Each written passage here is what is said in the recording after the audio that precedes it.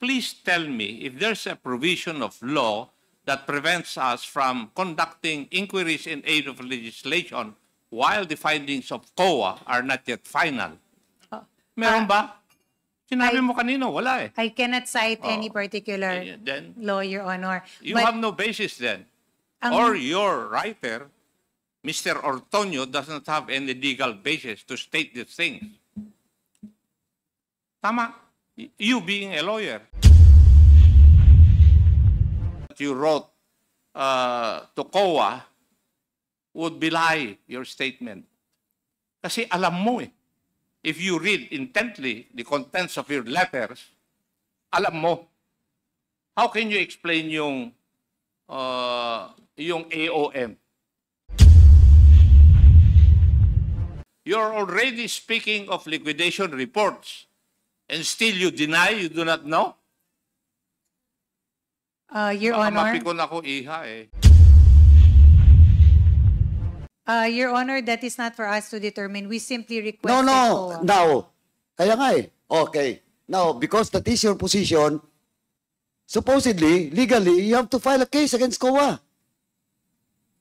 Did you file a case against COA? No, Your Honor. Oh. It was just a letter request. Because, no. Now, letter request. Now, COA give us the document. Yes. Sino ngayong tama? Kayo o yung Congress? O yung committee? Hindi, ma'am. Kasi ganito, abogada ka eh. That is why I asked whether Mr. Ortonio is a lawyer or not. Believe nga ako eh. I'm amazed, Madam Attorney. Attorney ka, naniniwala ka dito sa sinabi ng isang hindi attorney. May conclusion na kayo kagad na impartial kami? Is that what you're trying to tell us, Madam Attorney? No, Your Honor. Hey, that is what your letter says. We are merely saying, Your Honor, that the audit investigation is not final and not Hindi nga, conclusive. hindi. Ang sinabi mo rito eh, the office of the Vice President will be deprived of its right to an impartial tribunal. Your conclusion is impartial na kami eh. Di ba? Okay. Now, tell me, wala pa kayong naipapakita sa akin eh, na paano kami nag-i-encroach doon sa domain ng other branches of government. Show me. Your You Honor, must remember, Attorney, that we have oversight functions over the budget of government. I recognize Congressman Paduano. The chair would like to recognize the Honorable Julian Jambaronda from the Lone District of Iloilo City, our Deputy Majority Leader. Asan? Yes, the chair would like to recognize Congressman Paduano. Thank you, Mr. Chairman. Anyway, Attorney Lopez, just to inform you, alam mo naman to eh, separation of powers, power of Congress for inquiry in aid of legislation, and question of the subject matter with regards to COA in relation to the confidential fund. Sabi mo kasi hindi pa tapos. But just to inform you, there's a lot of investigation in my committee and ordering COA to have a fraud audit. Okay. Pending all those COA audit report. That's why this committee and this Congress has the power. Visited and asked for inquiry in aid of legislation, especially in the case of the confidential fund, in which that is a law from the GAA. Alam mo naman yun, di ba? Yes, Walang budget na confidential fund without the GAA. It is a law. Tama? Kaya nga po, just to inform you, na in Congress, well, in fact, ang dami na po. Special audit, fraud audit. Ginagawa po ng COA yan by the order of this Congress. I hope you get my point, Attorney. yes, I do, Congressman. Thank you, Mr. Salamat. Chairman.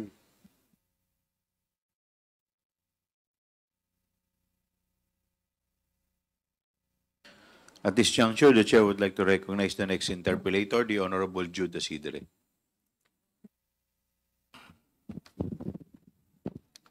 Maraming With that- salamat, Mr. with Chair. With the indulgence of Congressman Jude Asidre, the next interpellator is Congressman Romy Acop. Sorry.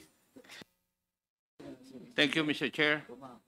My questions would have centered on the existence of satellite offices of the Office of the Vice President. Unfortunately, COA submitted the data and information regarding the satellite offices of the OVP just last night. Tama po. Yes, Mr. Chair. So I did not have time to look into these documents kasi gabi na kayo nag-submit it. Mr. Chair, be that as it may, I will not ask questions about that. But I would like to make first a manifestation. From the previous hearings, we have established two things as regards the documentary pieces of evidence of payments for confidential funds. Una, ang mga irregularidad sa mga impormasyon na nakasaad sa mga acknowledgement receipts. At ikalawa, ang kakulungan sa mga kinakailangang impormasyon para matiyak kung tama ba ang paggamit ng confidential funds na ito. Atty. Lopez, do you believe that public officers occupy a public trust? Yes, Your Honor, that is enshrined in the Constitution. Section 1, Article 11 of the Constitution. Tama? Yes. Yes. Now, would you also agree with me that the impassivity of the public officers and employees to attend congressional inquiries of the House Committee on Good Government and Public Accountability gives rise to a betrayal of public trust, considering that they are avoiding public accountability through inquiry by duly elected representatives? Would you believe that? Yes or no? Yes or no? Your Honor, may I be allowed to? Yes or no? I'm asking if you believe it or not. Your Honor, You do not believe it? no, in the sense that it is not a betrayal of public trust, exactly, Your Honor. Because the decision to attend the hearing, Your Honor, is a personal one. No, because you are compelled if we issue a subpoena. It's not personal. Would you agree with that also? Yes, Your Honor, because if it's a subpoena, it becomes coercive. Yes. But in the end, respectfully, if it is an invitation, there is also a right on the end of the invitee to decline. I agree. But the end of that is that we can issue a subpoena Yes. that in is order correct. to force you to attend these hearings. Tama. Yes, Your Honor. Or in that case, if you are forced to attend hearings and you do not attend, would that not also constitute a betrayal of public trust?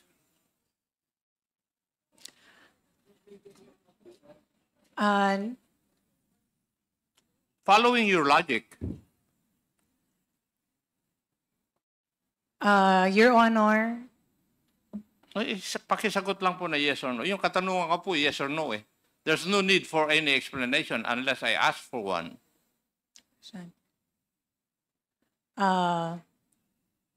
it could be, Your Honor, yes. Thank you. Would you agree also with me that public officers must uphold public interest? Yes, Your Honor. Yes. And part and parcel of the duties and responsibilities of public officers is to give due regard to the lawful processes of a co-equal branch of government. Yes, Your Honor. Yes. And the impassivity of the public officers and employees to attend the congressional inquiries of the House Committee on Good Government and Public Accountability gives rise to a betrayal of public trust, considering that their continued absence interfere with the actions and mandate of this committee, just like your two people, the special dispersing officers, in the persons of Madam Gina Acosta and Madam Sunshine Fajarda. Would you agree with that also? Yes, Your Honor. Thank It is you. a possibility, yes. And therefore, being the boss, you are also obliged to see to it that they perform this duty.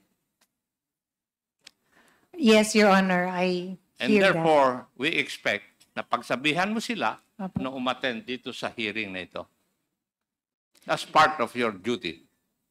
Respectfully, Your Honor, that was my commitment earlier, that I will endeavor to bring them to the next hearing. Thank you. And I think you will also believe that public officers are sworn to uphold the Constitution. Tama? Yes, Your Honor.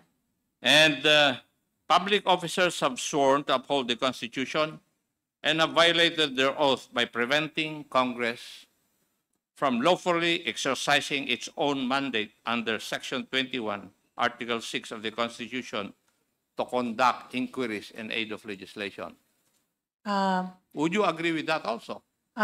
Sir, respectfully, may you please repeat that particular question lang, this one, and the phrase that you refer to? Yes. Public officers are sworn to uphold the Constitution. Yes. Yes. Public officers have sworn to uphold the Constitution and would have violated their oath by preventing Congress from lawfully exercising its mandate under Section 21, Article 6 of the Constitution to conduct inquiries in aid of legislation. Yes, Your Honor. Thank you. If you, Your Honor, may I seek to qualify my answer as regards the last question? Mr. Chair. Okay, Your Honor, please. Sa Mr. Chair. akin, Mr. Chairman. Your Honor, Mr. Chair. Yes, please. Okay. In this case, Your Honor, preventing or aggressive defiance, Your Honor, that might constitute as such. But if there is a valid reason on the end of the person, that might be considered.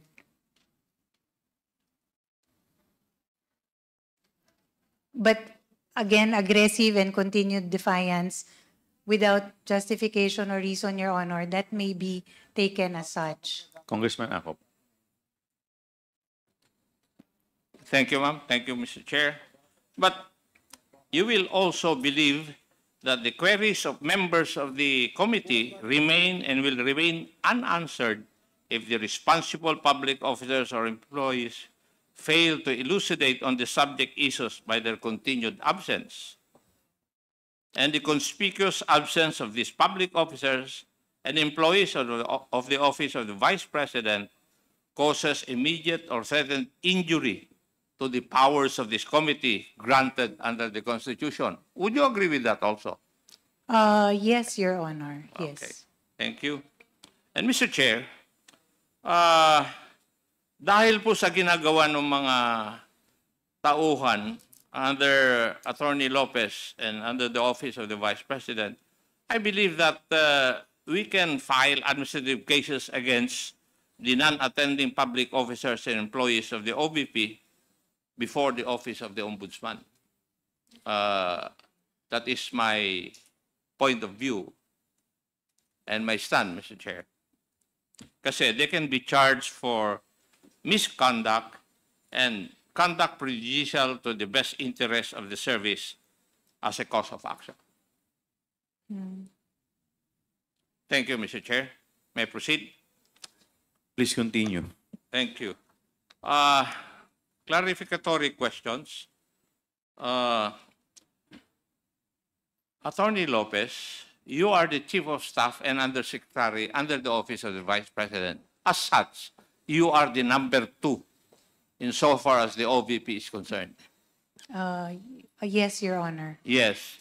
And all those people under the Office of the President, Vice President. Vice President, kayo po ang tinitingnan na mataas maliban kay Vice President.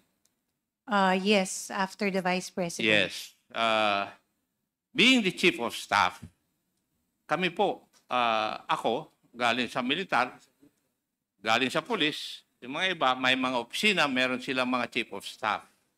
And everybody of us will say na yung Chief of Staff ang nakakaalam lahat ng operations na kanilang opisina.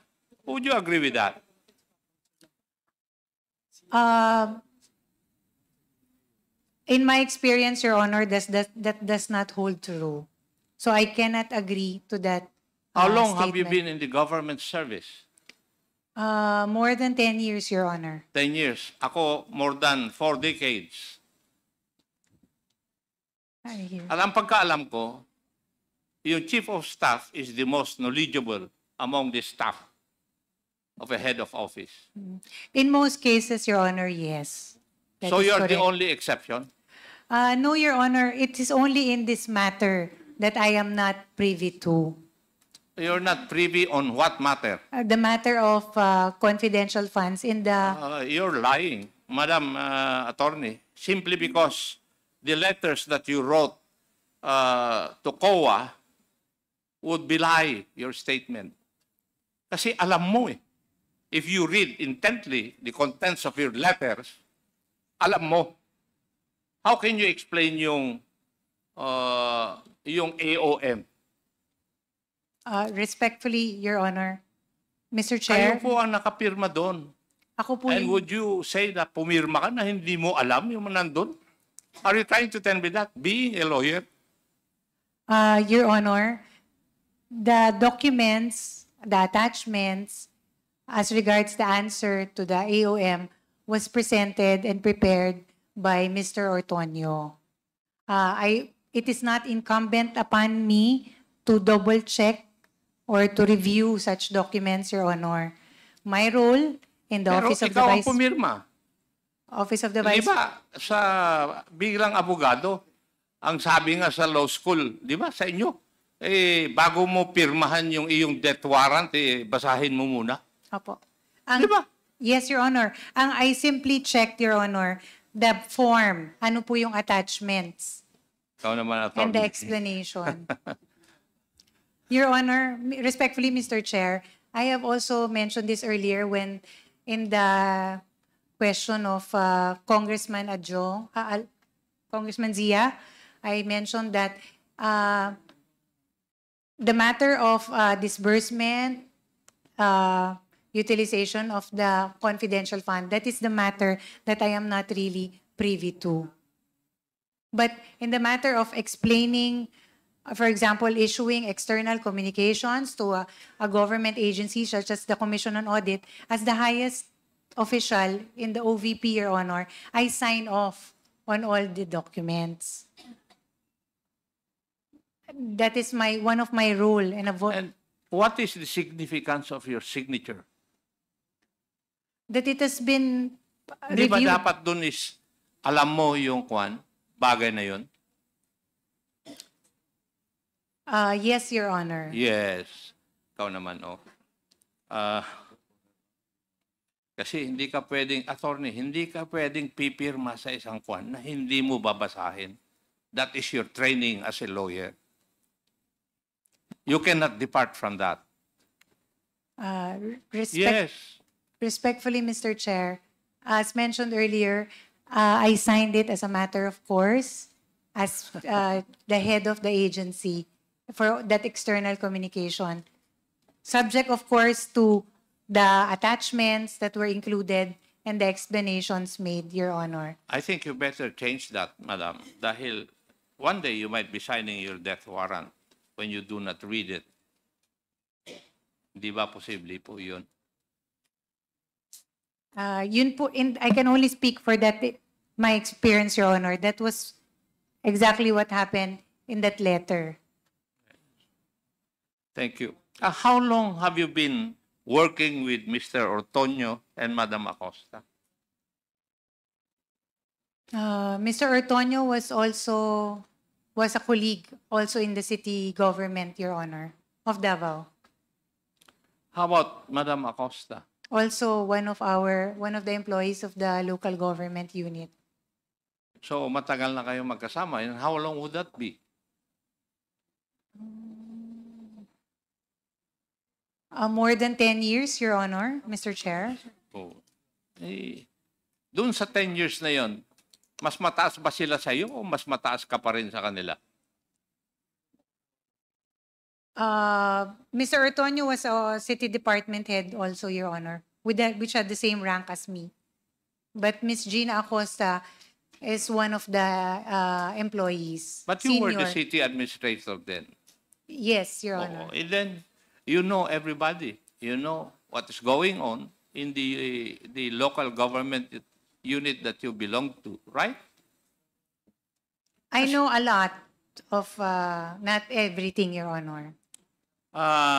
It is expected of the city administrator to know the operations of the local government unit, especially the branches or the offices under that unit. That is correct, Your Honor. Yes.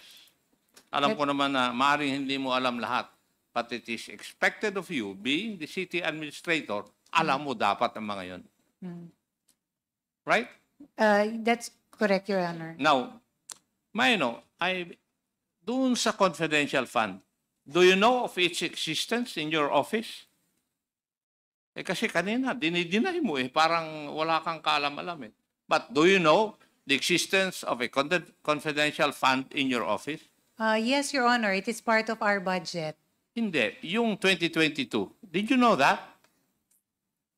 2022, Your Honor? Yes, yung Yes. 125. Yes. Yes, you know it. How did you come to know about it? Your Honor, it was part of the recommendation, the request that we made to the Department of Budget and Management. Sino po ang gumawa ng sulat na yun?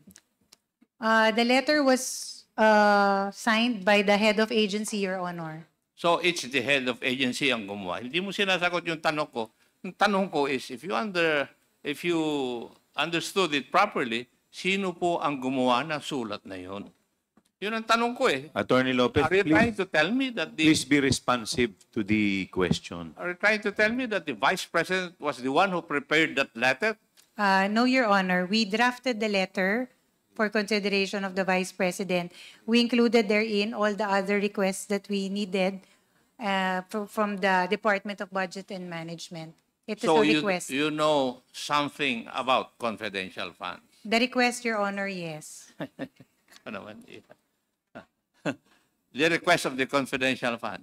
Well, yung confidential fund per se, hindi mo alam?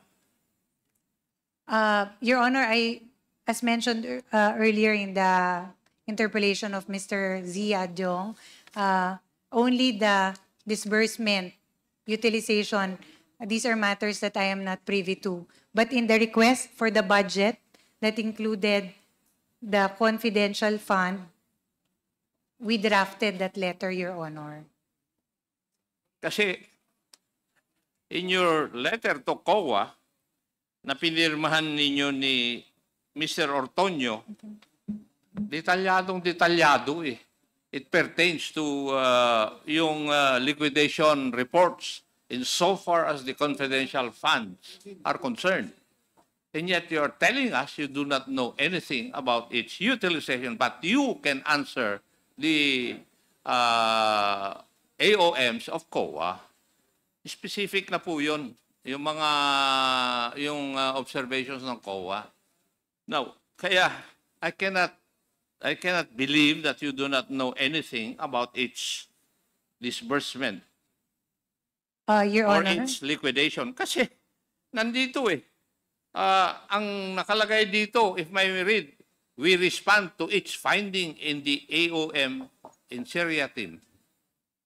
Kalagay, the submitted liquidation reports with their supporting documents. You're already speaking of liquidation reports, and still you deny you do not know? Your Baka Honor, mapikon ako iha eh. respectfully, Your Honor, I am not, I wouldn't want that, Your Honor. The letter was prepared, as mentioned earlier, by Mr. Ortonio, and he presented the attachments to the same. As a matter of course, Your Honor, I took a look at it, looked at the attachments, and then saw it correct in form. And because all external communications have to be signed by the highest official in the Office of the Vice President, I signed off. It was a matter of course, Your Honor, on my end. In the same manner, So when you say matter of course, Madam, you said it's ministerial on your part? Your Honor, if I may, Mr. Chair, even in the regular audit, when we have AOMs, these are, Ma'am, you have to be reminded that you are under oath.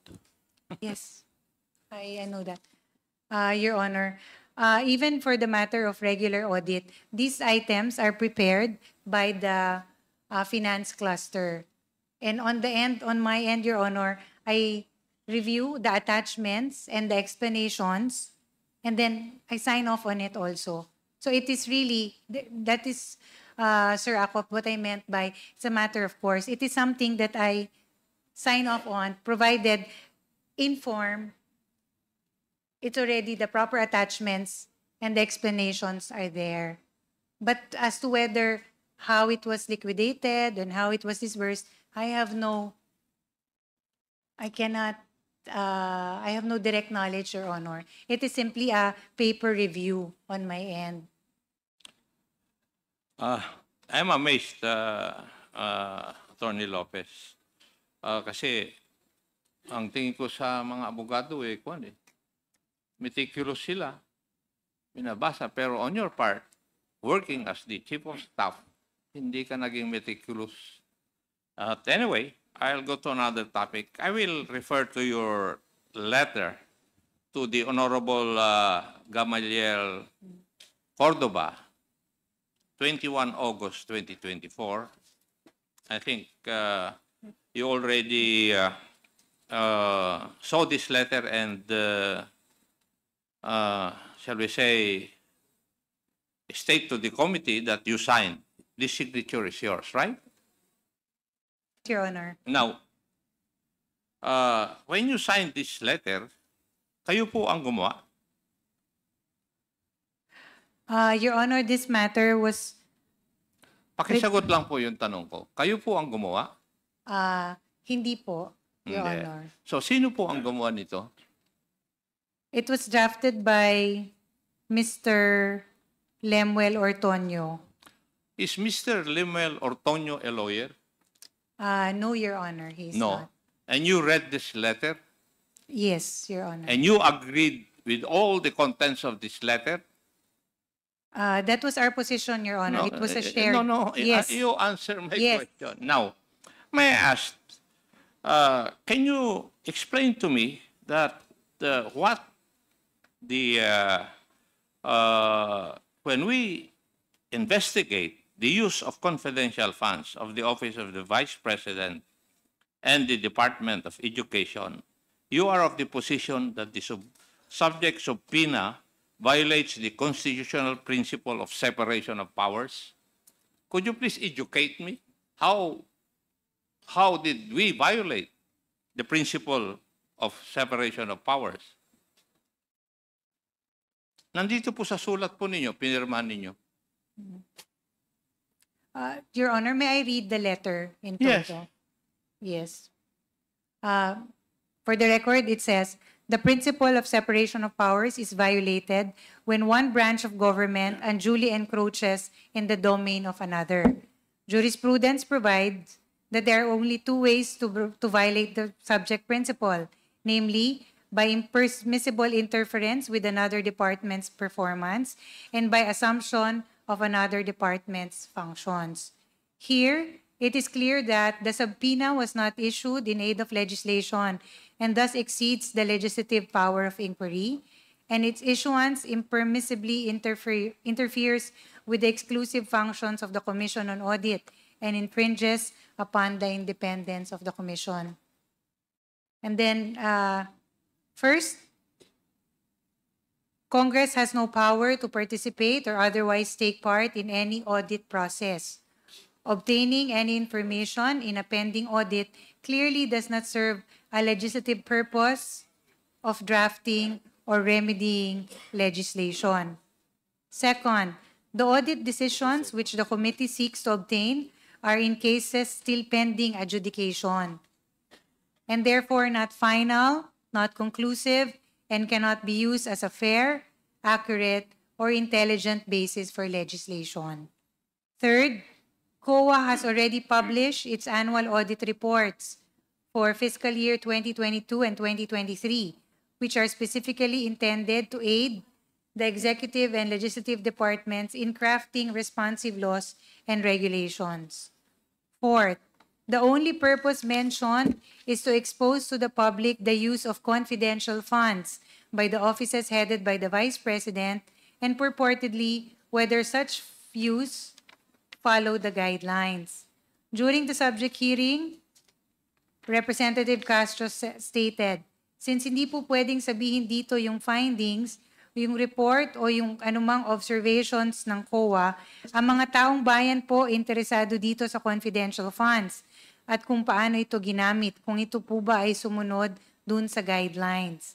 Also, as reported in the media, Representative Castro has been known to say that the Vice President has not yet satisfactorily explained the OVP spending of confidential funds in 2022. She added that the VP still has yet to account how she spent the said funds in 2023 and that she is not off the hook yet. End of quote. This is not related to any legislative purpose. There is no congressional power to expose for the sake of exposure. The determination of whether the utilization of the funds complied with audit guidelines falls within the exclusive mandate of the Commission on Audit. It cannot be overemphasized that COA has the exclusive power, authority, and duty to examine, audit, and settle all accounts pertaining to the revenue and receipts of, and expenditures or uses of funds and property. Constitutional framers envision the COA as a dynamic, effective, efficient, and independent watchdog of the government, and for this reason conferred upon it broad and extensive powers. Allowing a committee of the House of Representatives to subpoena audit decisions pertaining to an ongoing audit will only hamper the COA's performance of its duties. On the other hand, the determination as to the legality of confidential funds solely falls within the exclusive mandate of the judiciary. Clearly, therefore, Congress cannot infringe upon constitutional mandates vested upon other branches of the government. Item 2, the enforcement of the subject subpoena No. Let's stop there.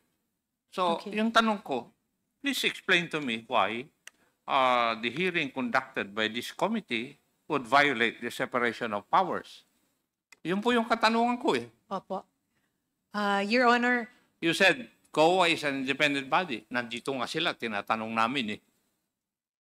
That is why I asked whether Mr. Ortonio is a lawyer or not. Believe nga ako eh. I'm amazed, Madam Attorney. Attorney ka, naniniwala ka dito sa sinabi ng isang hindi attorney. Your Honor, Di ba? respectfully, this is the position of the agency. Hindi ko tinatanong eh. Oo. Tinatanong ko lang eh. Nan- I am amazed, Madam Attorney, na naniniwala ka sa legal stance ng isang hindi attorney. Kaya, please answer my question.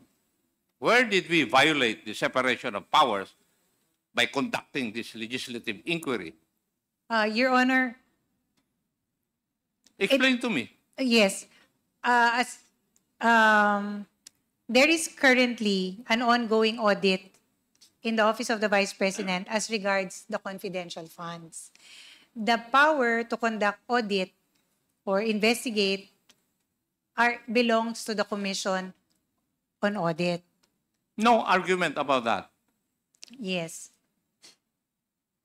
That is why, Your Honor, we feel it is our position that given that the audit is still ongoing, it is not final, it is not yet conclusive, the release of said documents or information infringes on the right of the Commission on Audit to conduct a full-scale investigation given that it is still pending. So that is our position, Your Honor. It is simply that. It is a request that we made to the Commission on Audit. It does not in any way, Your Honor, mean that we do not recognize the power of the Congress to conduct in aid of legislation. It's just the timing, because the audit is still being undertaken and is not final and still not conclusive, Your Honor. Respectfully. Chairman. Congressman short lang to. Paduano. So, ma'am, kasi po, ang concern for the inquiry and adjudication doon sa Suprema is addressed to COA, not to your office. Tama? Apo. So, binigay sa amin ng COA. So, COA violates a law. So, by then, kasi logic dictates na COA dapat. Di ba? Kasi, hindi naman kami may isa ng dokumento eh. Di ba? It's the COA. Opo. Now, COA give us the document. Now, so, did COA violate any law? Your Honor, that is not for us to determine. We simply request No, no. COA. Now, kaya nga eh. Okay. Now, because that is your position, supposedly, legally, you have to file a case against COA. Did you file a case against COA?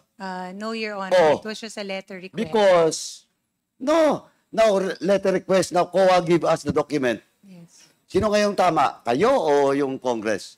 O yung committee? Hindi, ma'am. Kasi ganito, abogada ka eh.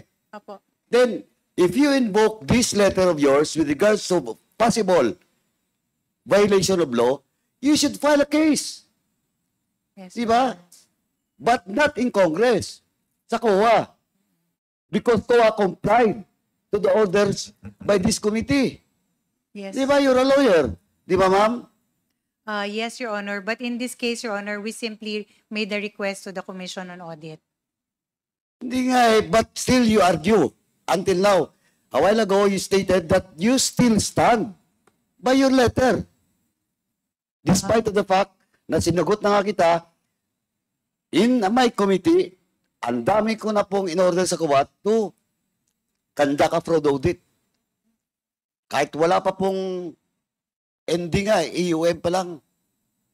Because there is a basis to conduct a fraud audit. Now, question of, sinasabi mong dapat, question of legislation? Ma'am, attorney, don't you know na because of this investigation, we should pass a law with regards to confidential funds. Second, yung public funding law, that should be amended. Hindi pa ako tapos BTR. Dami tayong pag-usapan yan. Question of COA, Memorandum Circular 97-002, that should be also amended. At ilagay mismo sa mandate ng COA. Kasi ang daming misinterpretation doon. MC 97-002, iba yung requirements. Pagdating doon sa BTR, tinatanggal yung ibang requirements. And the only way that we can resolve that issue and problem with regards to COA and BTR is to legislate law. A law. Specific provision of law na dapat malinaw. Ano ba talagang requirements doon sa mga cash advances and requirements for an SDO. Yun po, attorney. Kaya hindi nyo pwedeng sabihin na we're conducting this investigation not in aid of legislation. Thank you, Mr. Chairman. Your Honor, yes. Thank you also. I hear you. May I continue, Mr. Chair? Please continue, Congressman Acop. Yung reason po ninyo is the principle of separation of powers is violated when one branch of government unduly encroaches on the domain of another. Period. Now, at what instance, pag-conduct namin ng hearing na ito, did we encroach on the domain of another branch of government? Your Honor, in this case, Your Honor, as stated, the audit investigation is still ongoing. It would seem that if the documents would be provided to the end of Congress, it is as if Congress is also conducting an audit process. We're not conducting an audit process. Yes. We're conducting an inquiry in aid of legislation pursuant to the Constitution. Okay. Now, tell me, wala pa kayong naipapakita sa akin na paano kami nag-i-encroach doon sa domain ng other branches of government. Show me.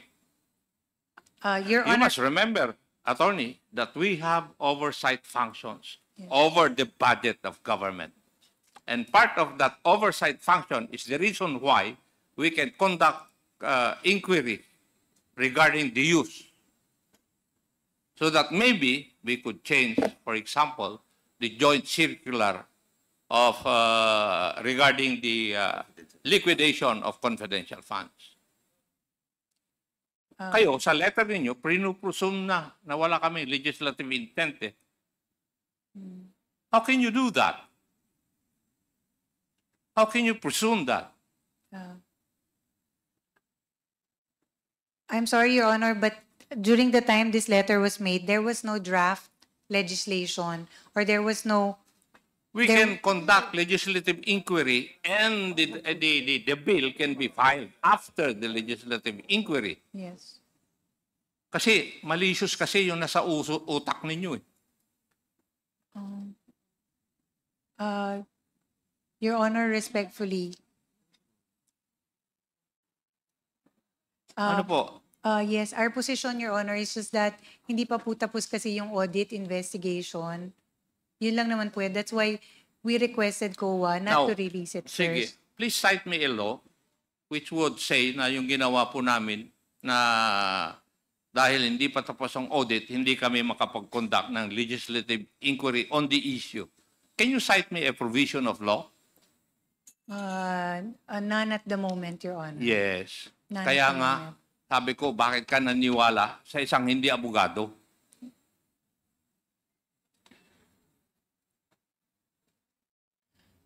Now, may I know, the enforcement of the subject subpoena will violate the office of the Vice President's right to due process. Could you explain that also to me? Para maintindihan ko. Yes, Your Honor. But as a starting point, may I read the letter in toto? At least that provision only. If you may allow me, Mr. Yeah. Chair. Okay. Item number 2, the enforcement of the subject subpoena will violate the Office of the Vice President's right to due process. First, enforcing the subpoena against the audit decision contravenes existing rules on the audit process. Disclosing the reports before the conclusion and finality of any audit is premature and will compromise the integrity of the final report. In fact, the Supreme Court has held that notices of disallowance may be released only to the parties having direct material interest, namely the auditor, the head of agency, and the officials directly affected by the said notices. This is to afford opportunity to appeal.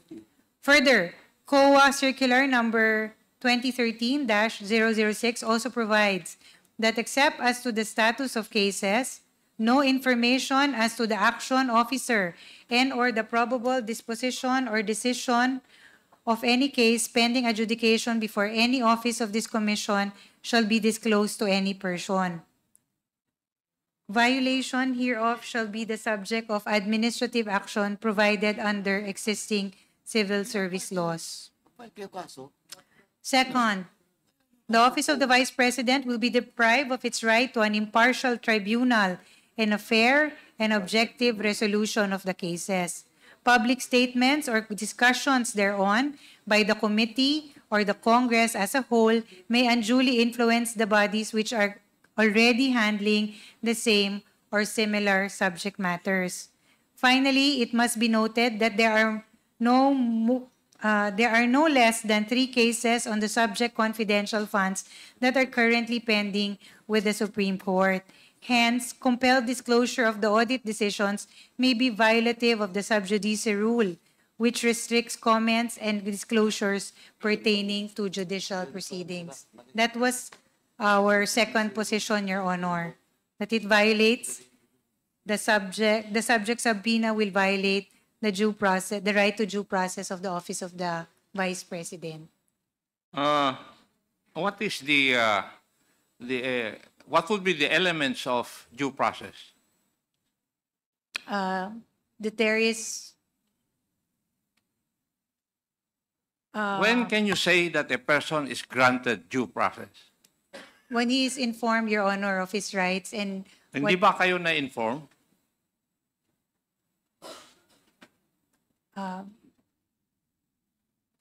Enumerate mo yun, Iha. Tatanungin ko.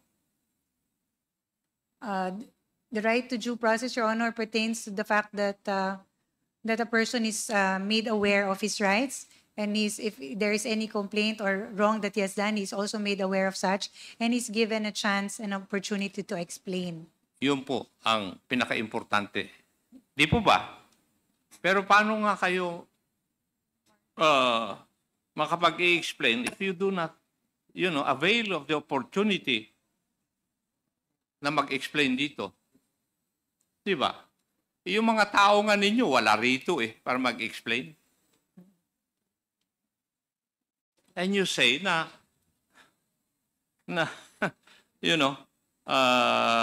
the Vice President is deprived of an impartial tribunal. May conclusion na kayo kagad na impartial kami? Is that what you're trying to tell us, Madam Attorney? No, Your Honor. That is what your letter says. We are merely saying, Your Honor, that the audit investigation is not final and not Hindi nga, conclusive. hindi. Ang sinabi mo rito the office of the Vice President will be deprived of its right to an impartial tribunal. Your conclusion is impartial na kami Di ba? Oh. Right? We are also burdened by the fact, Your Honor, that there are 3 pending cases before the Supreme Now, Court. what are these 3 pending cases? This is as regards the 125 million, Your Honor, funds, confidential funds. These are still pending with the Supreme Court. So, For that reason, Your Honor, following the sub judice rule, we feel that it is not. ikaw na nga. Ay, nako. Attorney, question of sub judice, malinaw na yan, may Supreme Court ruling na yan, di ba? Di ba walang sub judice with regards to inquiry in aid of legislation. Di ba? Ang daming, andyan, may mga jurisprudence na yan. Di ba, do you confer? Di ba may mga ruling na yan ng Supreme Court with regards to sub judice? Meron po, Your Honor. And that sub judice cannot be applied in inquiry in aid of legislation. Malinaw yan. And Kaya nga ba? additional, Kaya nga sinasabi ko, Iha, sa'yo, bakit naniwala ka sa isang hindi abogada o abogado, ikaw ay abogado? and additionally, Panyera, let me read Section 1 of Rules of Procedure governing inquiries in aid of legislation. Under paragraph 2, it provides that the filing or pendency of a case before any court, tribunal, or quasi-judicial or administrative body shall not stop or abate any inquiry conducted to carry out a legislative purpose. So regardless, even assuming for the sake of argument that you are correct, na meron po kayong pending case, it will not stop Congress or this committee from conducting its inquiry in aid of legislative purpose. I hear you, Your Honor. Okay. Please continue, Congressman Acop. Last issue, Mr. Chair. The subject subpoena may not be validly enforced due to the nature of confidential funds. What do you mean by this, Madam Attorney? Again, may I read? Item 3, which is the last position. The subject subpoena may not be validly enforced due to the nature of confidential fund. A recognized restriction to the right of information is national security matters and intelligence information. There is governmental privilege against public disclosure with respect to state secrets regarding military, diplomatic, and other national security matters. As a matter of fact, Memorandum Circular Number 15, 2023 provides that a specific exception to the right of access to information is privileged information relating to national security, defense, or international relations. Moreover, Joint Circular Number 2015-01, or the Guidelines on the Entitlement, Release, Use, Reporting, and Audit of Confidential Funds, specifies that reports of national government agencies pertaining to the use of confidential funds are submitted specifically only to the President, the Senate President, and the Speaker of the House. Acknowledging the highly sensitive nature of the information involved, the agencies deem it necessary to restrict access only to the enumerated officials and exclude the collegial bodies in which they belong. Finally, the COA rules explicitly provide that audit decisions may only be released to persons specifically enumerated thereunder the rules. The pertinent COA circulars likewise require the confidentiality of all information involved in cases pending adjudication. These confidentiality rules were put in place to ensure the observance of due process and to preserve and protect the information in pending audit cases. No valid and legitimate purpose has been forwarded to overcome the protections set forth under the Constitution and rules stated above. In view of the foregoing, this is where we respectfully urge the Honorable Commission to uphold the paramount confidentiality of the information being sought by the subpoena. Are Thank you trying to tell us that Congress cannot look into how confidential funds or intelligence funds are spent? No, Your Honor. Congress... So, paano mo i-explain itong rason mo rito? Ang sinasabi lang naman po namin dito, Your Honor, is that in this case, hindi pa po conclusive and final yung audit investigation report. Ay, yung nga yung tinanong ko sa iyo kanina, please tell me if there's a provision of law that prevents us from conducting inquiries in aid of legislation while the findings of COA are not yet final. Meron ba? Sinabi mo kanina, wala eh. I cannot cite any particular Then, law, Your Honor. you have no basis then. Or your writer, Mr. Ortonio, does not have any legal basis to state these things. Tama. You being a lawyer. Puro claims lang ito eh. Pero wala kayong pinapakita na legal basis.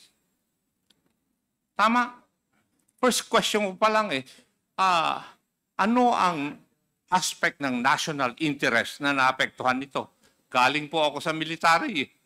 Wala akong makita na aspeto na it would affect our national security.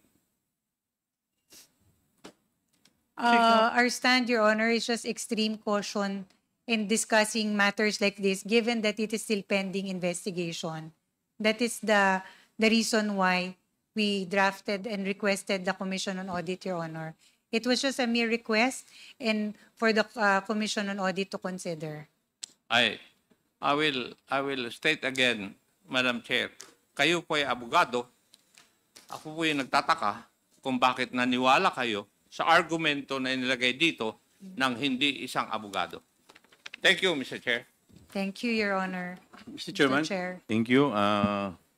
With the indulgence of Congressman Asidre, the Chair would like to recognize Senior Deputy Speaker Don Gonzales. Thank you, Mr. Chairman. Attorney Lopez, could you please, national security is for intelligence funds. Confidential funds are related to the mandate of the civil agency. Can you differentiate between the two, ma'am? Magkaiba po yata itong dalawang ito. Your Honor, just a moment.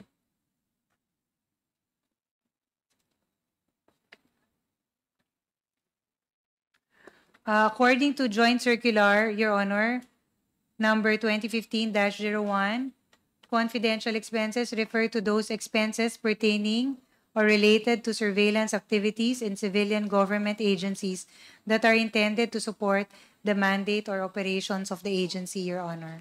But the joint circular differentiates these very well.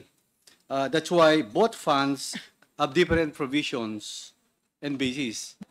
Ma'am, di ba tama? Kaya magkaiba po yung dalawang yan based on the joint circular.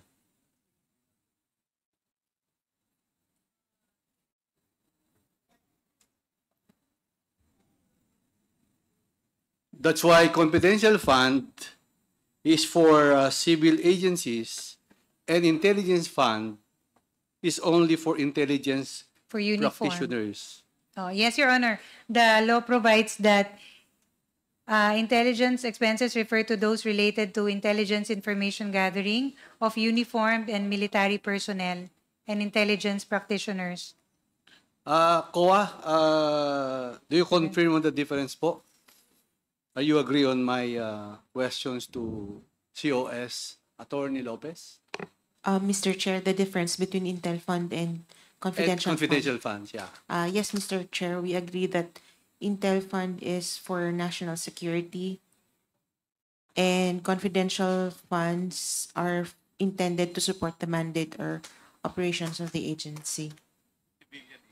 Civil agencies. Civilian, yes, Civilian Mr. Chair. agencies. So they are different. Yes, Mr. Chair. Okay na po, Attorney, COS? At least na-confirm ko po sa COA ang differentiation of the two. Thank you, Mr. Chairman. Thank you. The chair would like to recognize the Honorable Jude Dasidre. Maraming salamat, Mr. Chair. Nais ko po magtanong ulit kay Atty. Lopez.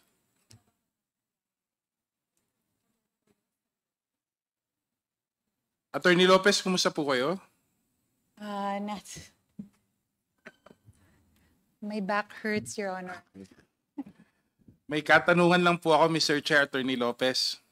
Una po, natanong na po ito kanina ni Cong Acop, pero ulitin ko lang po for the record.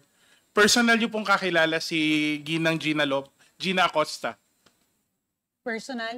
Yes, Your Honor. And, Matagal niyo na po ba siyang kakilala? kakilala ko po siya dahil she also was with the city government of Davao. Sa anong kapasidad po siya konektado sa city government of Davao? She was with the city budget office, I understand, Your Honor. At that time, you were city administrator. Matagal niyo na po ba siyang kakilala? Professionally, yes, Your Honor, matagal na po. So, sa tingin niyo po, pagkakaalam niyo po, paano kaya napili si Ginang Acosta bilang SDO? Kasi I'm sure there must be a reason for you to have chosen her from Davao LGU and bring her to the office of the Vice President. Your Honor, I did not choose her as SDO. I mean, to your knowledge, why was she chosen? I'm sure it was intimated to sa inyo bilang Chief of Staff, having supervision. No, Your Honor, it was not at all intimated. So it was to not me. your decision to choose her as SDO.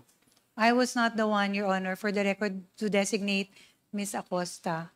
Were you ever consulted or asked whether she is the best person to be designated as SDO?